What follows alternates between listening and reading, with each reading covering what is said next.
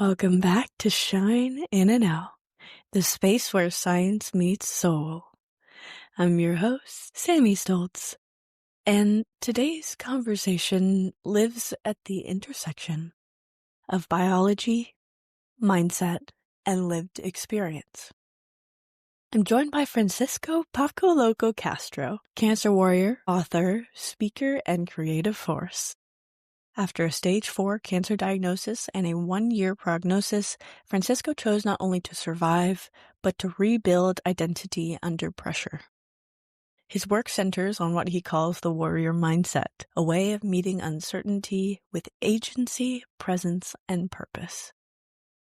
This episode is not about toxic positivity or denying reality. It's about how humans adapt psychologically and biologically when life asks the hardest questions. Let's jump right in. All right, Francisco, welcome. Thank you for having me. Hello. So I would love to just start with your journey thus far. What brought you to here today? Well, my journey is unique in a few different ways, but the meat and potatoes of my journey started in 2021. Of course, and it has to deal with my story even more so because at that time it seemed like life was going so well. It was one of the first times I was able to leave a job, get a new job, actually negotiate, my salary. Things were looking really up. During that time, I got the new job in Tampa, Florida, which is about let's give or take around 2 hours away from where I live. And I was in the process of learning the new job there, meeting the people and different things with them. And during that time, I started to develop lower back pain. So my perception of it was I hurt myself while working out because during that time period in my life, I used to do cardio, I used to do weights. So, to me, it was like, okay, I'm getting a little gray around my beard and things like that. So I was like, okay, well, maybe I just pulled something. Well, originally I went to like a urgent care facility. And of course, they didn't run all the tests. They addressed the main issue, which was the pain. So I left there with, painkillers and muscle relaxers and things like that. Unfortunately, it didn't get any better. It actually got worse. So it got to the point where anytime I would lift my arms up, the pain was very bad. If I was working in the restaurant at the time, so I was, fixing to be a general manager. So I was in training as a AGM. And so I was in the back of the house doing cleaning and, stocking and prepping and different things like that. And every assignment became a little more difficult. So when it got to the point where it's like washing my hands was a task because of the pain, it was like Damn. something is really going on here. So I went back to the hospital, but this time we decided to go to, emergency room. When Mhm. we went to emergency room in Celebration, Florida, they decided to run more tests, of course. And during that process, I'll never forget it. It was, the mood changed. And, the doctor came in and, she let my wife and I know. I was with my wife at the time. She was right next to me. And they let me know that I had cancer. So there began the real journey. And not only was I diagnosed with cancer, but I was diagnosed with cancer already stage 4, already metastasized to my bones, Oh my but it gosh. was unknown primary. Yeah, so unknown Huh. primary now was another curveball. Wow. So, it became challenging from the beginning of knowing what it was, knowing where it came from, and then trying to understand what type of treatment would be the best type of treatment Yeah. in my scenario. And my gosh, the roller coaster of emotions began. I went, like I said, I talk about my wife. We also have 5 kids. So, the roller coaster, because originally I was in the hospital for a month. And the emotions, I went from everything from don't worry, I got this, to it's over. Why am I even still here? I was in the process of going back to school for my master's degree in psychology. I Mm, was ready to quit. To me, it was just like, for what? Like, I don't even know why I'm going to go to school, why I'm going to finish school. It became very challenging, especially when I got the nerve up to ask the doctor what my prognosis was. It's like, okay, stage 4 cancer.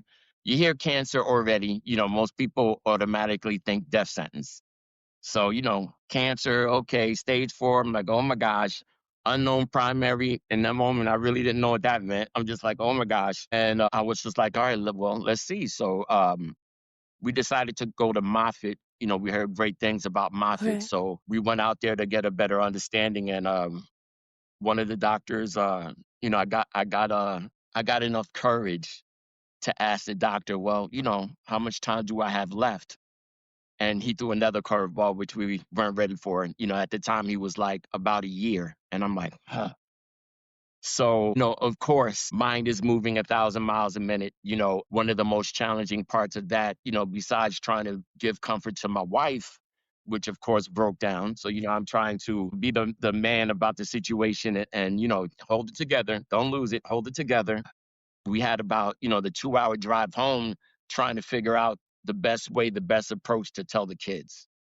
And at the time, I believe the youngest was 17. So, we weren't dealing with little kids, but we were dealing with young adults technically, so each and every one of them reacted differently, but that began right there, the process of me understanding or beginning to understand my purpose, because it went from it's over, bleep, bleep, bleep, to dad, you're not going to be there for my high school graduation.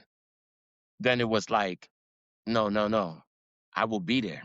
It was like all of a sudden I started to see goals that if you would have asked me a few minutes before that, when you know how, like, when you're in a job interview or and things like that, and people are like, where do you see yourself in 5 years? When you get news that's traumatizing like that and you see your mortality, you don't think like that anymore. So I went from, oh, I have all these plans, everything was laid out, things were looking great, to I don't even know what tomorrow is going to look like, and then it became like the unknowing of having cancer and what that actually, was going to, the what that entailed. So I was unfamiliar with the journey and what was going to happen, but through those type of moments, trying it out with my kids, and like I said, everyone reacted differently.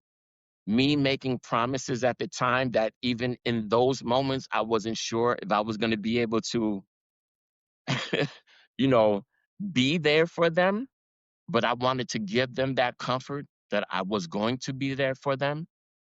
That began that part of the journey where bring on the challenges, So Mm, I went from 1 year prognosis to past that.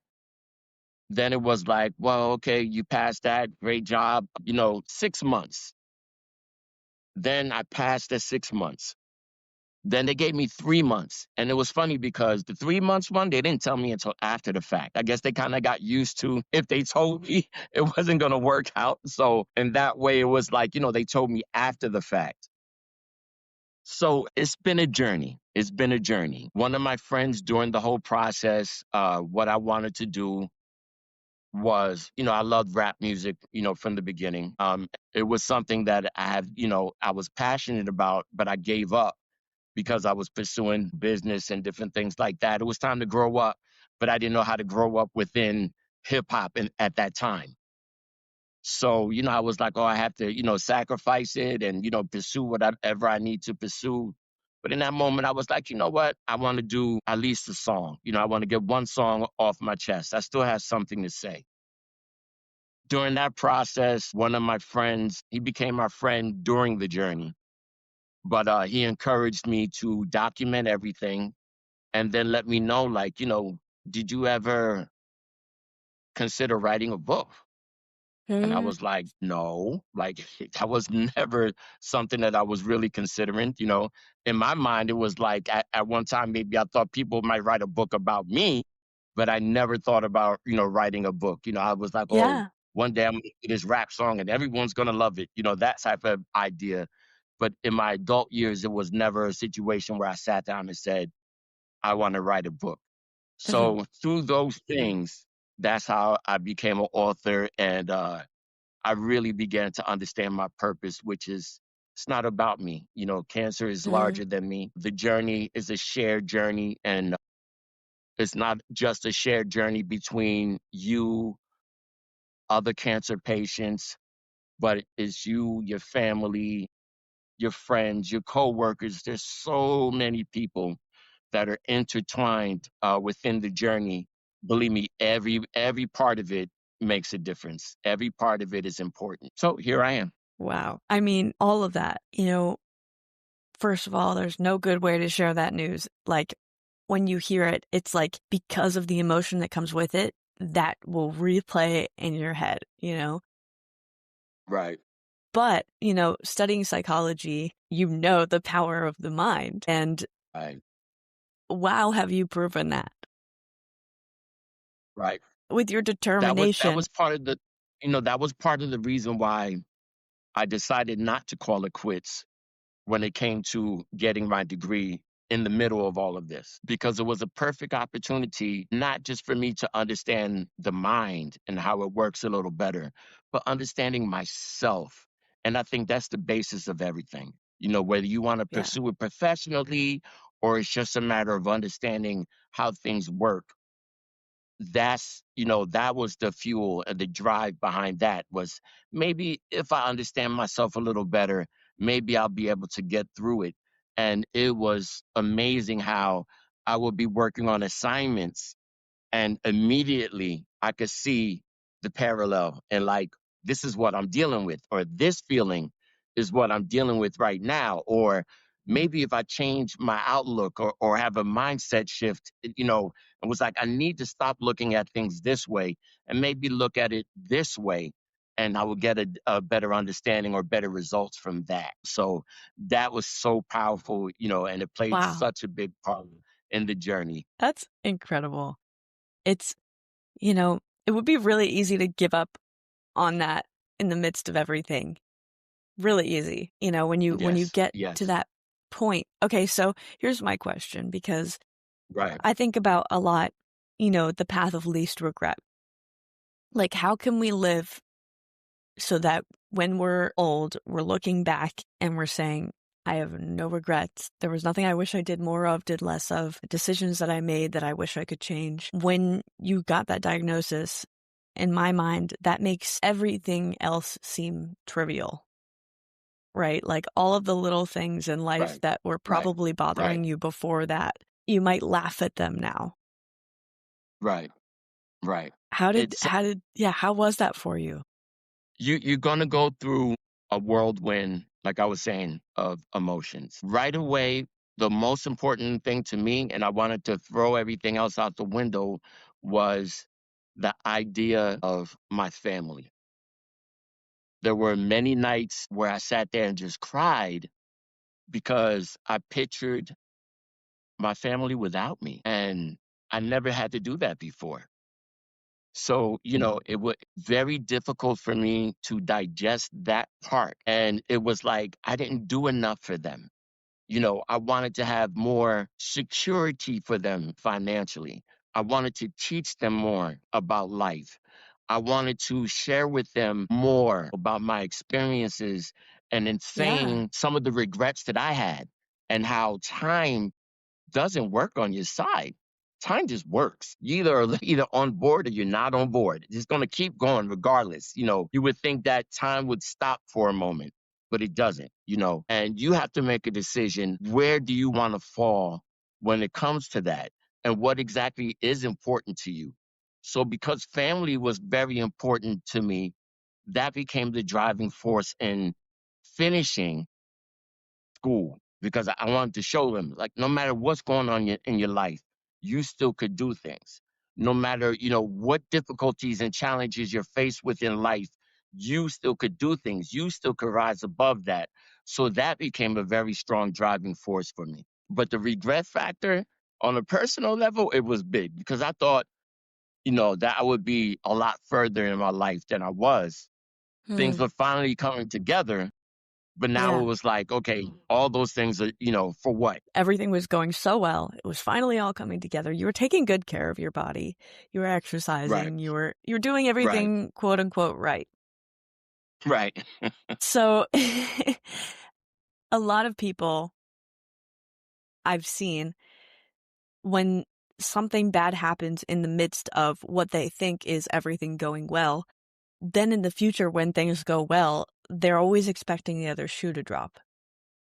right, Do, right, do you right. have any of that? Have you been able to overcome it with mindset? I think mindset became the driving force for everything, for everything. Even in talking to a lot of patients, talking to a lot of doctors, talking to a lot of nurses, a lot of times what I would hear them tell me is that, wow, I wish all my patients were like you or more like you or had a positive, outlook like you. And I realized that the body in itself is made to heal. The body in itself was made to overcome so many situations. We just have learned how to be detached from our Mhm. body in a more natural sense.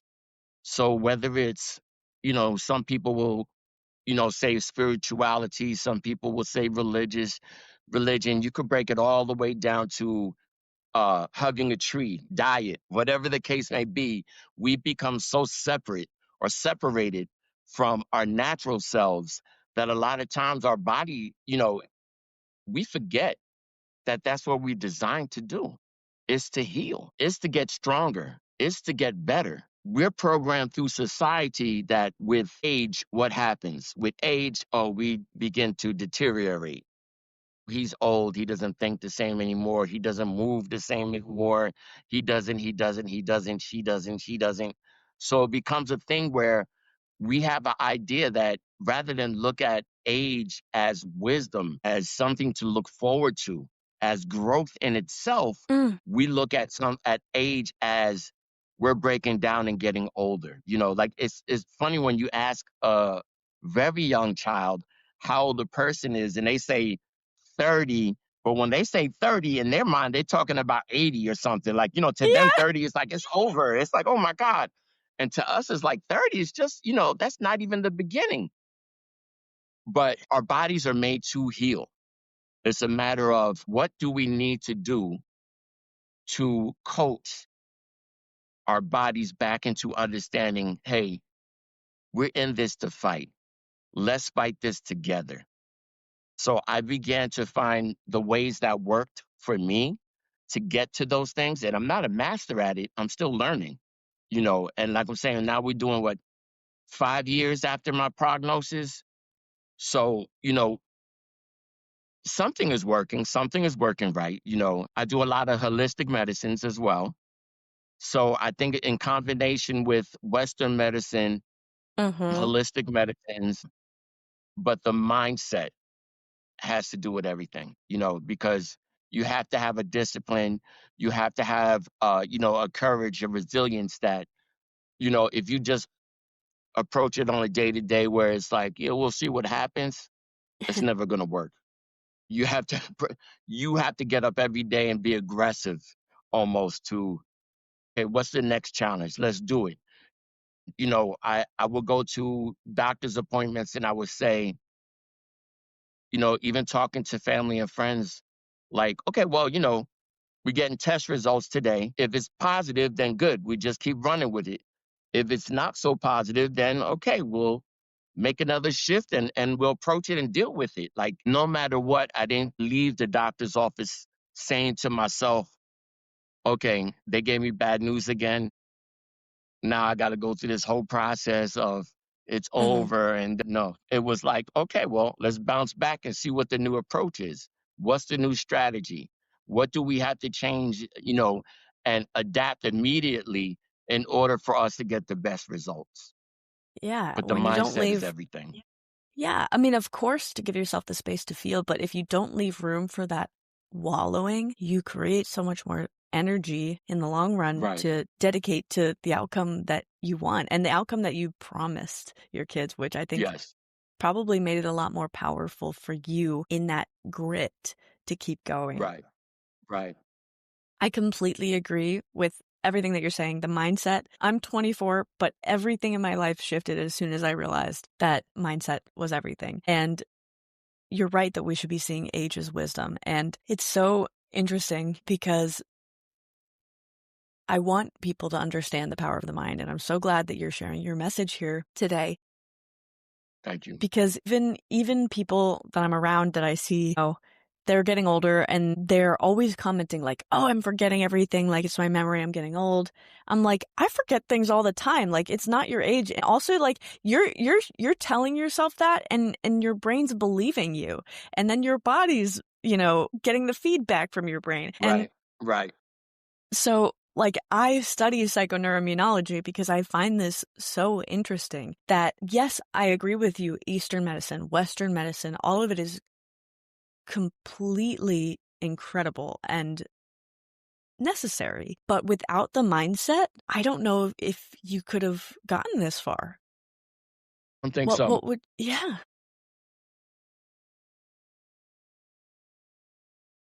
The doctor, I would say, like, almost 2 years into it, the doctor came around the corner and he had a puzzled look on his face and he said, right now the tests came back where we don't detect any cancer. So he's like, I don't know what you're doing. I don't know what you're doing, but whatever it is, keep doing it.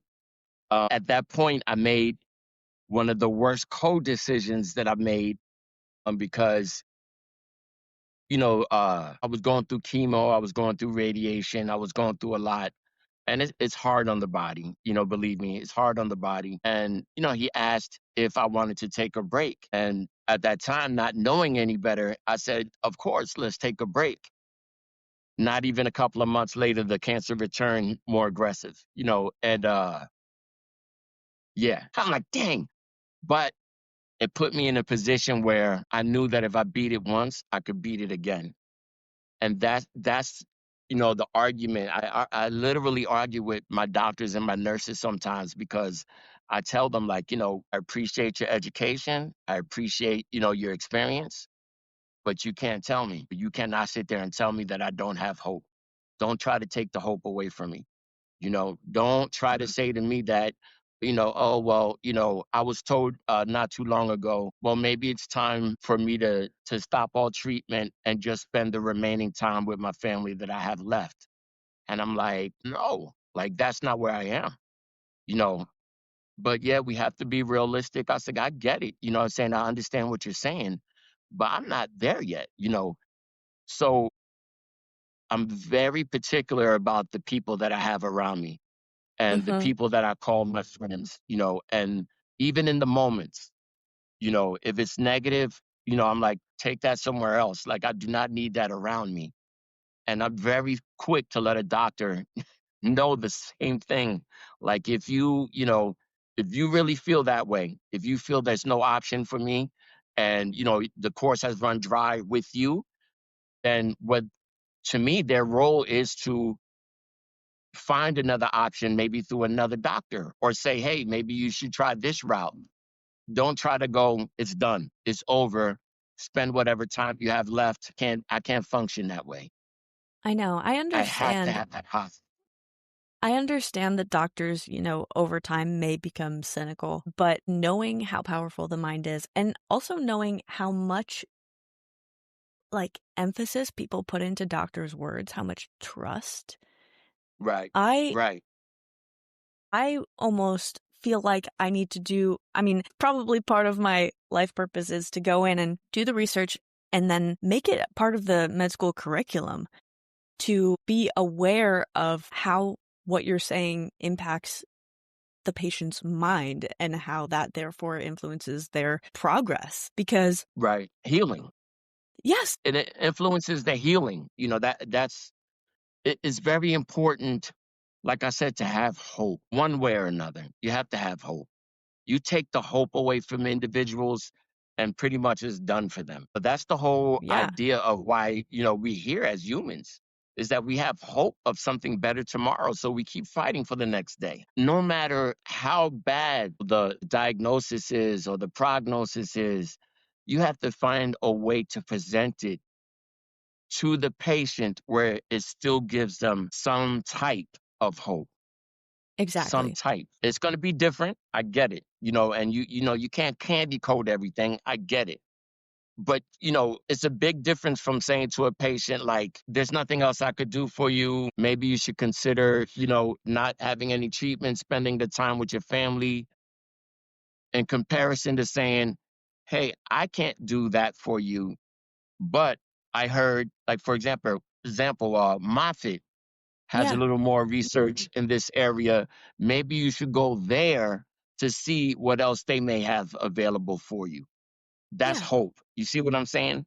That's hope. And you need to give that to patients. If I wasn't the type of individual that I am, if I didn't have the support group that I had, maybe I would have given up.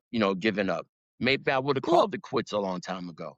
yeah, somebody tells you you have a year and you don't have it in you to think against that. It's prognoses are abstract. It's an estimate based on statistics, yes, but also just the doctor's experience. It's subjective in many ways. It's, almost unhelpful because if you Right. think about it, any of us could die at any moment.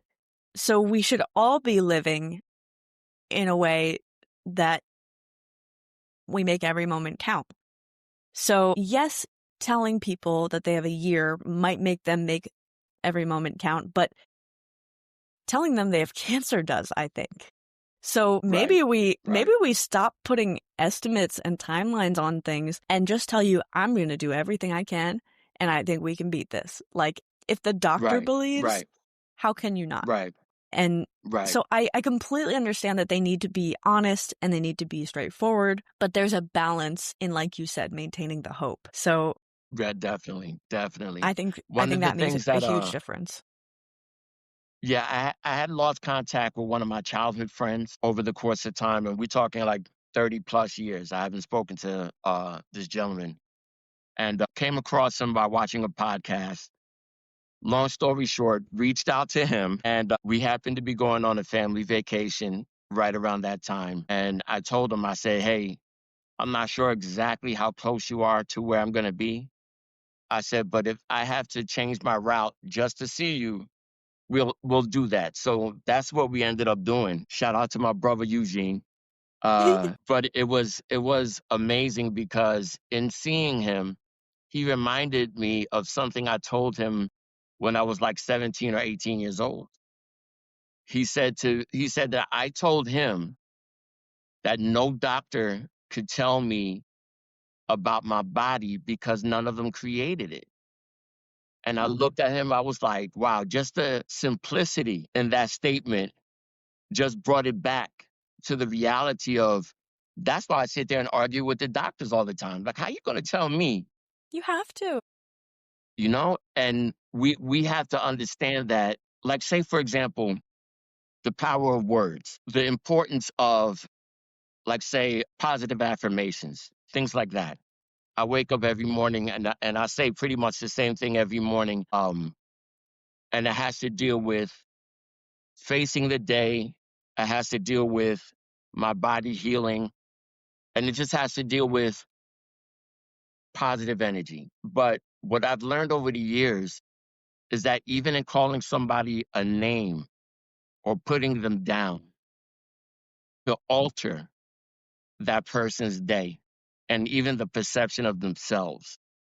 So, where I used to be a gamer and I used to say, damn, I suck, change to this sucks or that sucked or whatever. I had to change the wording because it was no longer about me. It may have been about the situation. And that I took to a larger level when it comes to different things. Our words are so powerful. When we deal with doctors and different things, they have to understand the power of the words that they have, Yes. Yes. and our perception of what's being said to us. Because remember, we're not on the same level as they are. No. What they say may not affect them the same way. They said it a million times to a million different people. They kind of lost, the empathy in the situation. But for us, it's brand new. It's what is going on. So, I'm very big into bedside manner. Mhm. You have to find a doctor that's willing to work with you. You have to find a doctor that makes you feel like you're a part of the treatment. It's not them just dictating to you what you need to do and do this and do it this time. Take these pills. You have to Yeah, see you how need many some pills I agency. have. You know, I've come across doctors that stood up and cried with me. I've come across doctors and nurses that would just hug me in the moment. No words need to be said. Sometimes, like I'm saying, I've had nurses that actually literally got into the bed with me, like sat there and just embraced me and just said, "Remember what you told me." Because sometimes we just need to listen to ourselves because the messages and the answers are right there. Sometimes we forget the power of our words. And that's the beauty of, finding the right fit when it comes to your care team. And like I said, it goes beyond, your family and friends and things like that, down to your doctors and your nurses. And, it has to be right. If you don't feel comfortable, there's other options. And you have to Always. decide what's most important to you, in finding that perfect team or the dream team. But it begins with you because you have to know and understand that you have to research. And I'm not just talking about doing a Google search and the first video that pops up. Oh, yeah, no, no, I'm talking about research, Dive deep. looking for answers, asking, more than one doctor, asking more Yes. than one nurse the same questions. Yeah, What Francisco, like questions to ask? 80%, 80% or so of second opinions are different. I think if more Right, people realize right. that, they wouldn't just be taking one doctor's word at face value. I mean, Exactly, it seems especially when absurd you're at that dealing with point. life and death. This is serious. It's not, I'm not talking about a sprained ankle here. This is serious. So everything that you do it's on a major scale. And when you deal with cancer, it gets scary also because it affects your immune system. So Yeah. any little simple thing, I'm back in the hospital. The past several months, I was in and out of the hospital because of pneumonia. Mm. Now I have a catheter in my lungs. Every other day, I have to get my lung drained because it fills up with liquid. So it's like, okay, what else? Like, let's go. But Yeah. those things just become part of the journey when you just sit back and you feel comfortable with the team. You feel comfortable with your support group around you. You're able to bounce back. You're able to go, okay, that's just another thing. What are our Yeah. options? What can I do differently? Let's do it. So it's You could challenging. There's you there's could good days and very there's bad yeah. days, believe me. You could very easily every little thing that comes up, like, "I gotta do this now," like, "I can't believe this is my life," you could easily get into that headspace, but, like, in what way is that helpful? And I loved what you said earlier, you said, "Bring on the challenges," because you're completely right, even from an immunological perspective, the body is made to heal. Everything in the Right, body is right, working constantly, whether we're awake or asleep or active or at rest, to keep us healthy and to maintain homeostasis. And immunologically, when something goes wrong, what doesn't kill you makes you stronger. Fact. right, right, Because your right. system adapts Definitely, defenses to things. So, definitely. I mean, in that case, it's like, and in something that I've realized, like, the only times I grow are the times when I'm pushed and I'm uncomfortable and I'm challenged. And it's kind of become this, like, even if this sucks, I'm excited to see how much stronger I am at the end of it. Right, right. And I reframing it to that. I grew up, as you could tell, I'm very animated with things. Of course, I even make jokes with the doctor because, for example, none of this has been simple. At 16 years old, I was diagnosed with Crohn's disease. So the majority of I don't know what it is to have a healthy life, on that Mhm. level. Since I was a teenager, I was dealing with some type of medical issue. But what I say is that that's why I'm built for this. I try to Yeah. comfort my family by saying, I'm a warrior. This is what I do. I fight. I fight every day. I am a fighter. You could ask a lot of my friends, and that's one thing that's consistent throughout, no matter what time period they knew me, no matter what type of person I was, the more positive I became over the years, what they always will say, negative or positive, was that I was a fighter. And I just adapted that mentality, the stubbornness, those type of things that, my wife would be like, oh, you're so stubborn. Those are the things that kind of made me who I am and made me Yeah. what I am and put me in a situation where it's like, I don't care. You know what I'm saying? Let's do it. Come on. Like, so having Crohn's disease, then unknown primary, they started treating my cancer as colon cancer. Now I started, my lymph nodes started getting really big. They were able to do a biopsy. Results came back. It's like 96% chance now they're saying that I have salivary gland cancer, Oh. which is another unique rare cancer. But what makes it more unique is that, again, unknown primary. So now it's more challenging because you can't figure out exactly how to treat it. Yeah, cancer's hard So, enough to treat, like, not hello, like, knowing. but that's how I make the joke, like, I must be a mutant. Like, I'm just waiting for, I'm gonna wake up one day and be able to fly. Like, I know this is just part of it because it came through that, that animation of, or that reality of growing up, like, a gamer and playing, or reading comics and having that imagination and being a creative. Yeah. It gives me that extra, uh, how do I always say? Let me be delusional enough Yes.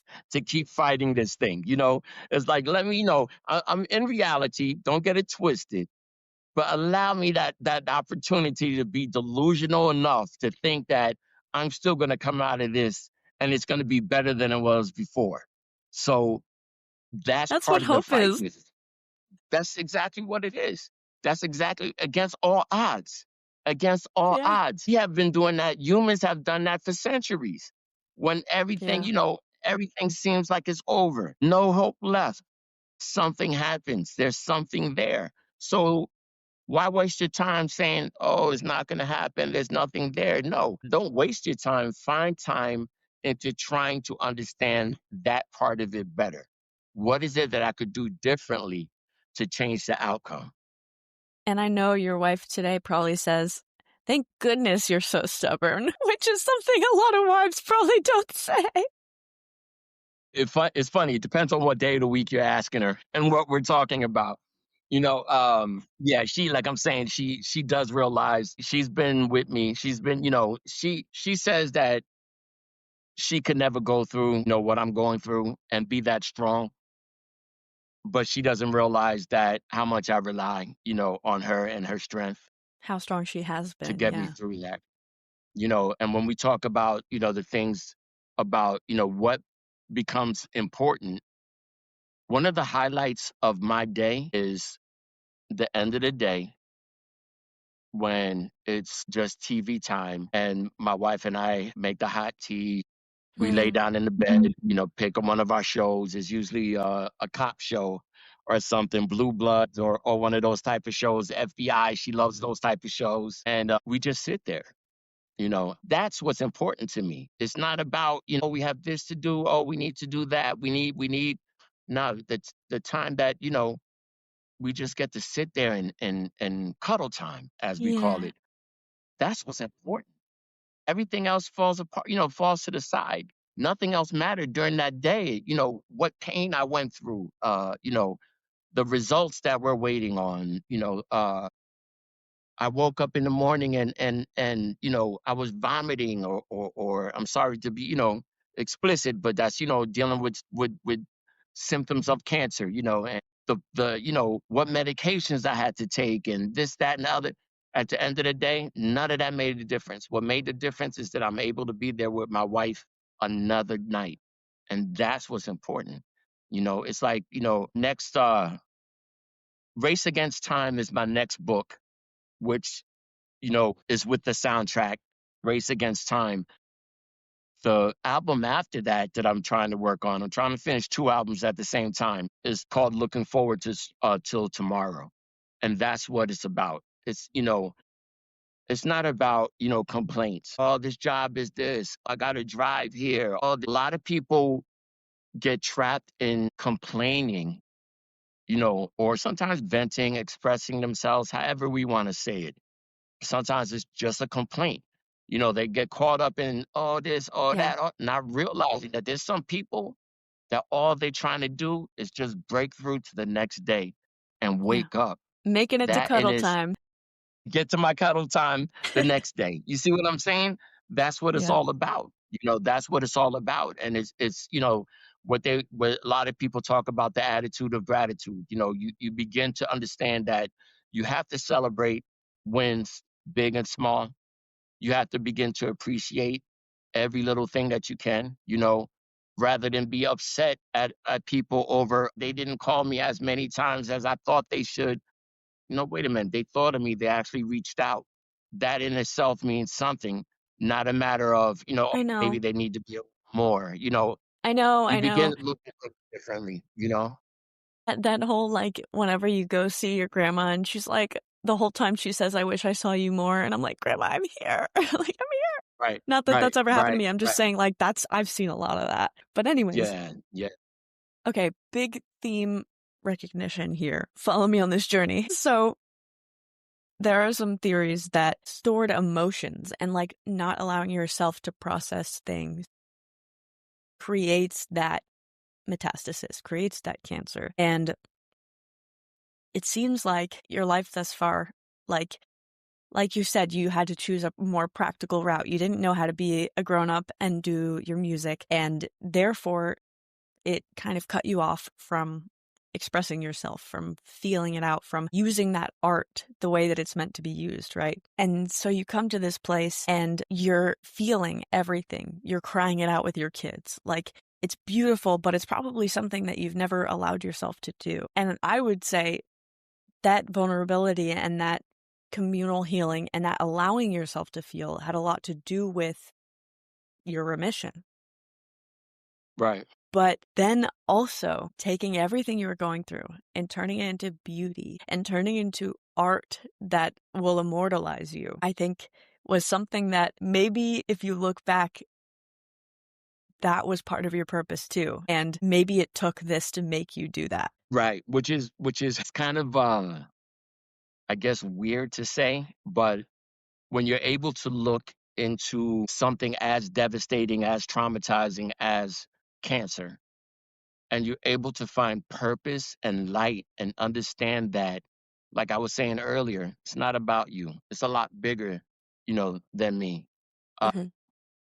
and not everyone has a story, but not everyone has or has found their voice yet. So I want to advocate, I want to be the one, or I feel that is my duty to be the one to speak up for those who may not have found that yet.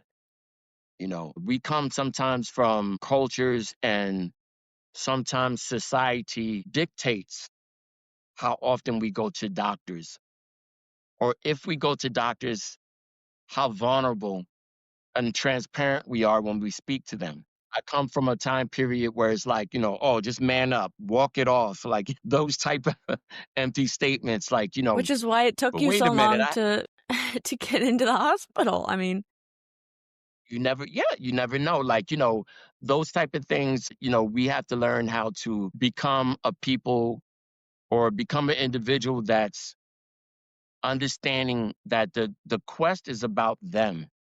It's not about what standards anyone else sets for us, but we have an obligation and a responsibility to take care of ourselves. So that might mean we go to the doctors more frequently. That might mean that we have to implement, a healthier lifestyle, whether it's eating, exercise, reading, whatever the case may be. we have to begin to implement those things. And in doing so, it makes us a stronger individual. But what we begin to realize is that we could see certain patterns. We could see certain things that maybe we weren't able to see before that might be beneficial not only for ourselves, but for others who may come behind us with the same type of situation. So Yeah, I that mean, became the thing, like, I have to write the book. I have to do certain things because it might be somebody else that's going through the same thing or a similar thing. And my words might give them comfort.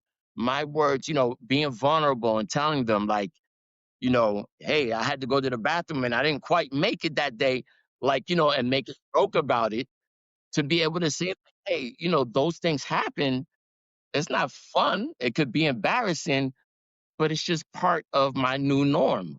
I just have to accept what it is rather than be mad at the world about it. Maybe my story can help somebody else and give them, until they find strength in themselves. you know what, Francisco? That's exactly why I do this, because I know that the journey that I've been through, even if it just helps one person for me to be vulnerable and voice it and share, then it was all worth it, even though I struggled and all of the pain and all of those things.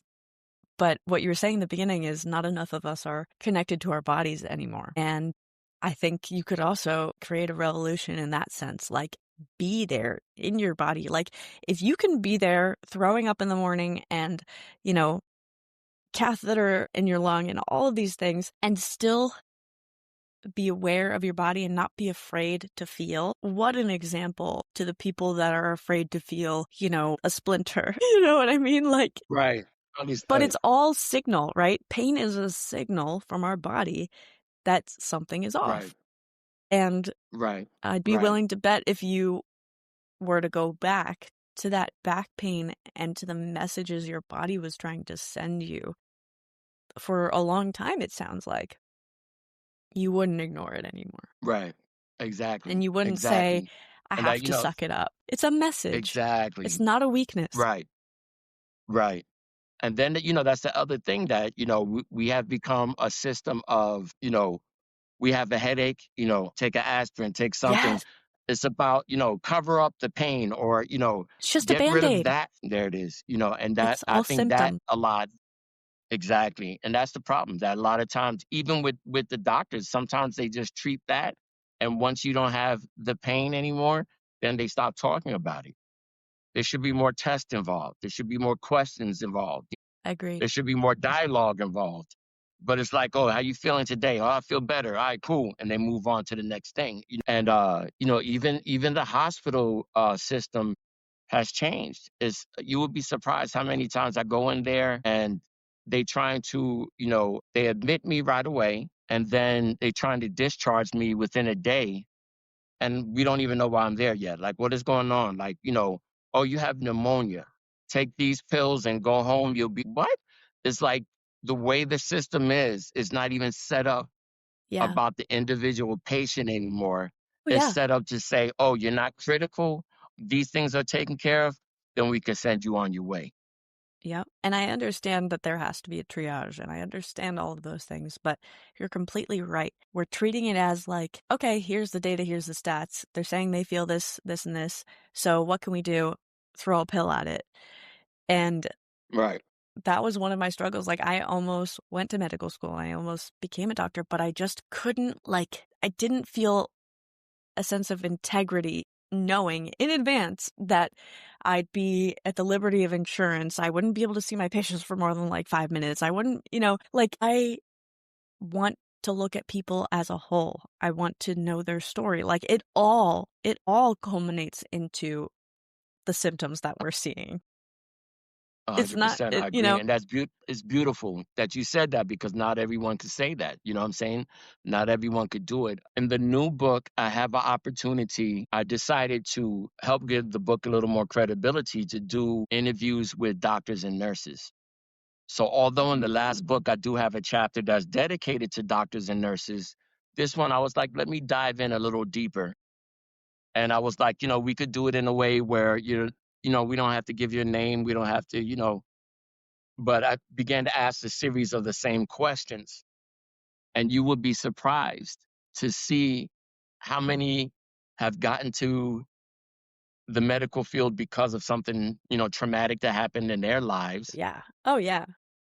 And then they talk about, the power of the positive mind, but you begin to hear some of the challenges that they have in the medical field because they have to, realistically, they have to play the game. So, when you're able to find a doctor that's able to kind of play the game, but at the same time bring it to you in a way that, as a human with, having empathy and different things, when you're able to do that and show your compassion and show that you're caring and have that bedside manner where, this patient needs me a little longer than the average patient. I'm going to have to stay in this room a few more minutes rather than, yeah, yeah, let me listen to your lungs. You have a great day. Like, wait, what just happened? Yep. Like, Yep. Like, "Oh, I've you been know, dealing with this all day," so it's easy to be like, "No big deal," and to kinda be numb to it, but those right, doctors that can really be there with the patient and experience it with them as if it was the first time and as if it was, with true empathy, those are right. incredibly special individuals, and we cherish them And as what a you said is, society. yeah, what you said is so true because, like, for them, yeah, yeah, I said this same thing 100 times, but to that patient, it means everything to them. Right? What you're saying to them could realistically, could alter the rest of their lives simply by what you're about to say or what you said or how you're saying what you're saying.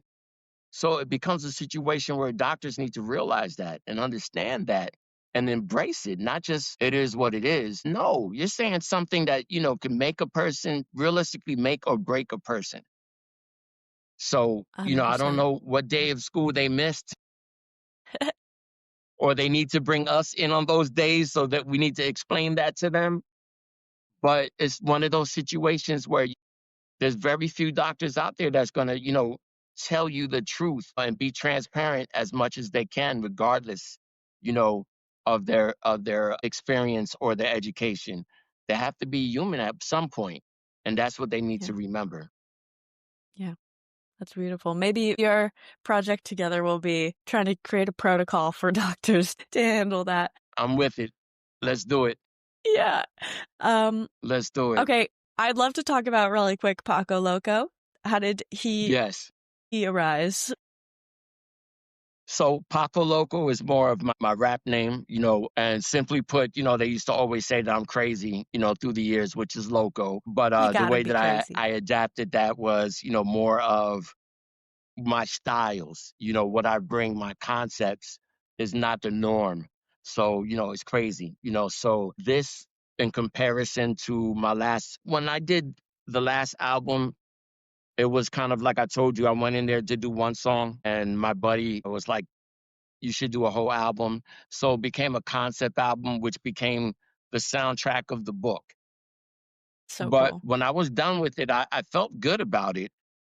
But I said to myself, like, wait a minute, I don't think that the rap world understands that I really have skills that's way beyond what I did for that project.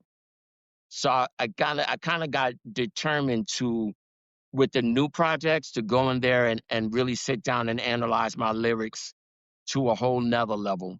So, that's where the local comes out even more. But I'm on a mission to show everybody that, hey, wait a minute, don't count me out yet. You know what I'm saying? Yeah, I get it. I got gray hairs and I'm not supposed to be making a rap album at this age.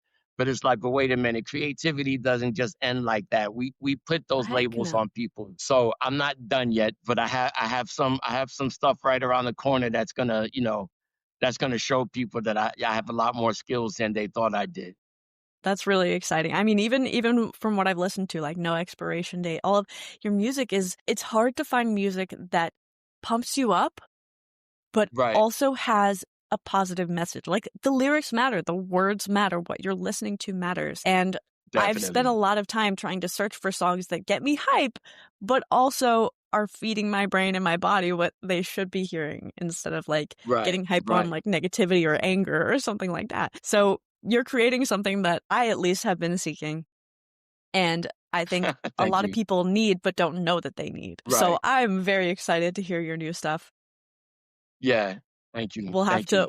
to let everybody know when things are coming out. But that's Definitely. really I awesome. appreciate it. Y- Thank you've you. you've it's your art is immortalizing you and your Thank you. words. I think so many people produce things not knowing the power of their words, but you so deeply knowing that power and so intentionally taking that time to write and to go over and to understand how they will be perceived. Like that is just a gift to the world. Thank you. Yeah. Thank you. I appreciate that. And not only that, it's therapeutic, and I want to say that anybody that's facing any type of adversity or challenges, find something that you like to do because that will keep you, focused. That will give you purpose. That will give you that sense of accomplishment. So not only do, I could write a book. I'm trying to go into film now, so my buddy has been coaching me on how to do like a synopsis for film and different things like that. But, okay, I write music and I also draw. So I have a lot of different outlets where it's therapeutic for me that I just encourage anyone that's going through something, whether you're creative or not, find something that works for you. Some people like working on, their lawn is therapeutic for them, or planting, or gardening, or cooking, saying whatever the case is, find something that you like to do that brings you joy, that you're able to accomplish. And like I'm saying, when you're dealing with your good days and bad days, 100%. you could get up and realize that, okay, I didn't accomplish this today, but let's do this tomorrow. And it's able to roll off into the next day, that you could get that sense of accomplishment. And like I said, celebrate the wins, big and small. 100%. Beautifully said. It's, yeah, mic drop. I love it. And we have a buddy Wade that was on the show and he's in film and acting. So I'll have to connect you guys. Excellent. He's awesome. You'd love him. That would be beautiful. That would be beautiful. Yeah, that's everything you're saying. I'm so excited to share this with the world because you have Thank no you. idea how many people need to hear this. If we Yes, think back to I'm the, trying now to venture into public speaking or motivational speaking. That's my oh, next you'll be big great. venture. Yeah, because I'm very visual. I kind of already have my idea of how things are going to be, and I'm going to present it very much like a show. I had an opportunity to do that with one of my buddies, called me out onto the stage, and I came up with this whole F cancer thing. So every time I raised my hand, the crowd was like, F cancer. And so I'm very much into how I will present the show to make it very interactive for the audience Yeah. and things like that. So that's the good part about coming up in hip hop and rap, is that it taught me a lot of different things on crowd control and Yeah. how to get the audience involved. That's brilliant because even when you're telling a story that's like probably difficult to hear for the audience and they're going through these emotions, but then you give them the chance to like transmute that energy like have cancer, Yes, like yes, I think that's what the art does too. It transmutes the energy and it turns the pain into beauty. Like for me, it's right. poetry. Whenever There you I go. There you am go. going through something, as ever since I was young, I would turn it into a poem. And by the end of writing that, it would be like a sense of beautiful pain. Like even though the pain is there and it's not gone, but Right, it's kind of transmuted into beauty and to right, meaning. So I completely agree. Whatever it is for you, doing something to move that energy that's, you know, definitely happening in the body, whatever emotions you're going through, they need a place to right. go.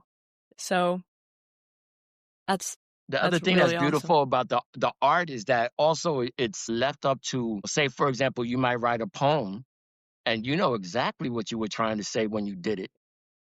Somebody else might read that and they're getting a whole nother, view or perception of what you were trying to say.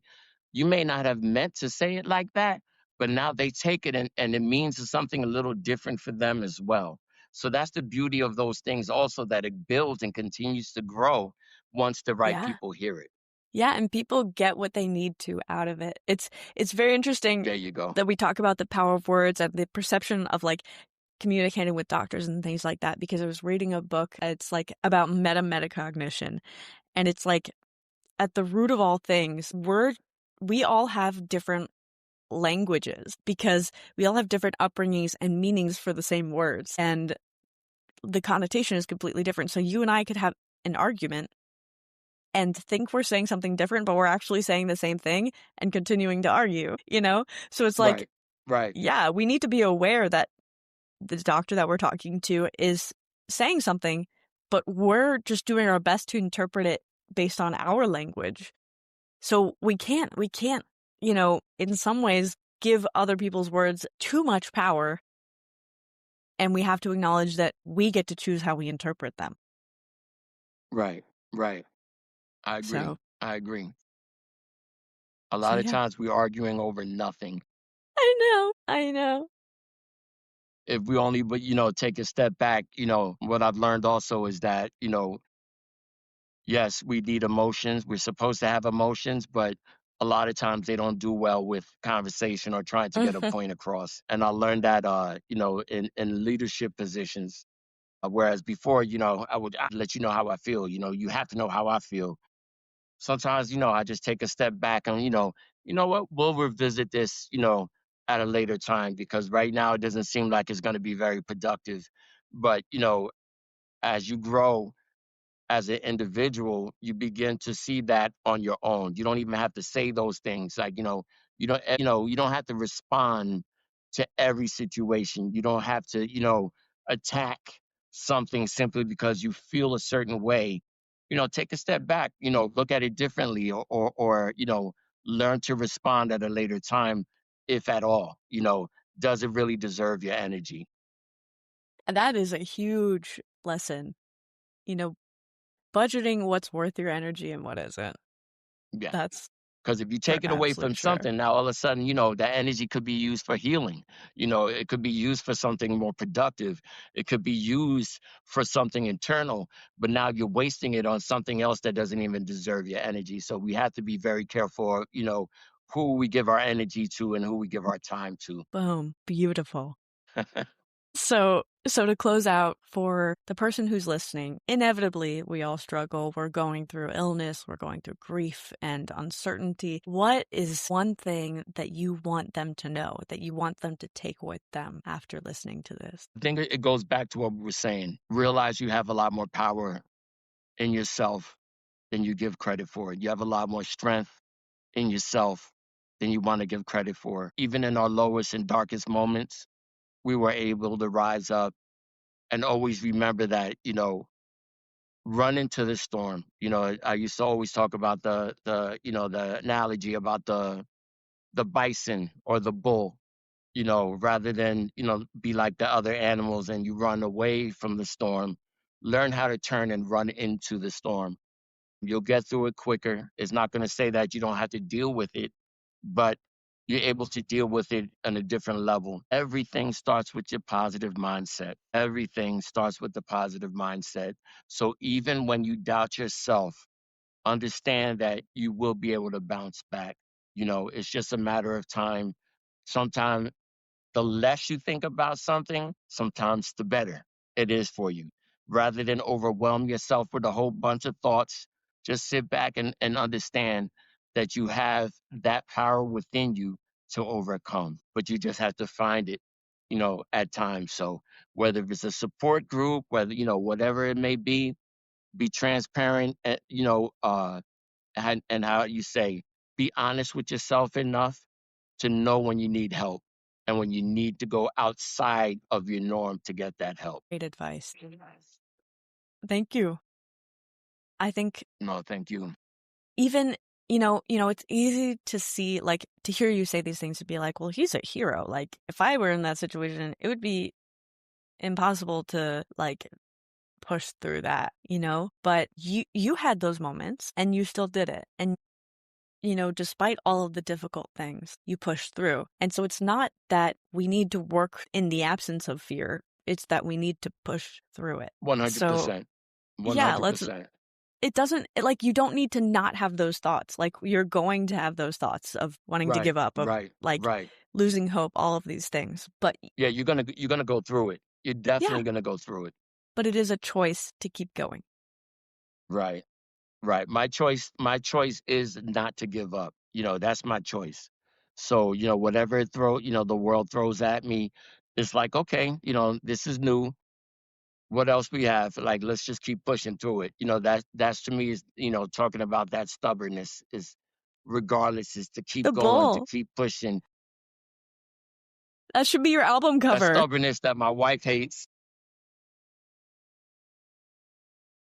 But that, to me, it's very important that, you have to continue to have that. I'm gonna mess the word up now that I want to say it.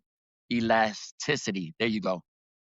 To be able to bounce back, and some situations are more difficult than others. Sometimes it's harder to bounce back. Sometimes it's gonna take a little longer. But you have to always know that we are built to continue to fight. So don't give up, don't lose hope. Like I'm saying, I'm not sure what tomorrow's going to be for me, but I want to be on the show again. You see that, like, Heck yeah. that's to me is a drive. That's a drive for me. It's like, okay, well, maybe I won't make it to the cancer walk next year. I'm like, no, I'm going to be there next year. I have to keep pushing myself. Yeah. I have to keep telling myself that tomorrow is going to be something better, or tomorrow is going to be another day for me to continue the challenges. Yeah, and it's really easy to, like, be fearful of the unknown, and I think we all are. Right, Whenever I think about, "Oh my god, right, what's gonna happen next in my life?" It's like, it used to be fear, but I've reframed it to be right, like, "This is exciting, I have no idea what's gonna happen." right, So, right, that's another thing, like, in your situation, when it's kind of been back-to-back obstacles, right? right. If you had a different mindset, it would be very easy to be like, "What's coming next?"